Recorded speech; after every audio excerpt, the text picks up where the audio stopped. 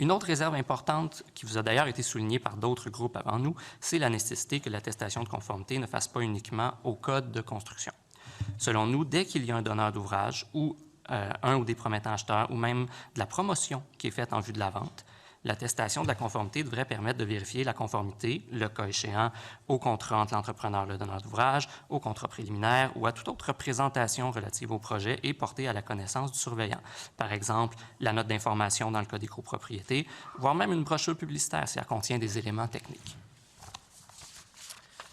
Ensuite, il y a une question que j'ai peu le temps de poser au groupe précédent, donc en ce qui a trait à la conformité aux plans et devis.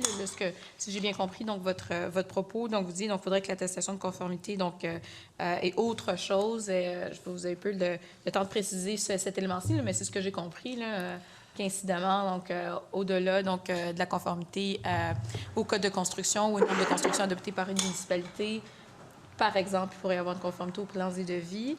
L'esprit derrière notre commentaire, c'était surtout que le client, puis on comprend la remarque que des fois, le promoteur est un peu son propre client. C'est un cas, mais quand même, le client qui commande des travaux de construction, l'attestation, lui, ce qu'il veut, c'est qu'elle vienne attester que ça a été construit tel que ça a été convenu entre lui et l'entrepreneur. Donc, peu importe que ce soit des plans et devis. Bon, plan et devis est une terminologie qui est plus dans le grand bâtiment, mais quand même que ça serait dans le petit bâtiment qu'il n'y a pas de plan et devis. Je m'attends à ce que le contrat, que la description des travaux prévus au contrat, elle a été respectée. Donc, peu importe le terme qui est utilisé, que ce soit plan et devis ou que ce soit des plans d'autres types de plans, description des travaux, que ce soit à la rigueur un document publicitaire annexé au contrat où est-ce que l'entrepreneur m'a garanti que l'isolation qu'il allait avoir dans le mur, ça allait avoir tel code de performance. Il n'y a pas de plan. Il m'a collé ça sur le contrat, que ça allait être ça le degré de performance de mon mur. Bien, il faudrait que l'attestation vienne me confirmer que c'est ça qui a été fait.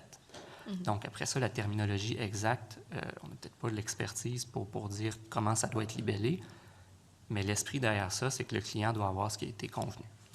Parfait. Merci beaucoup.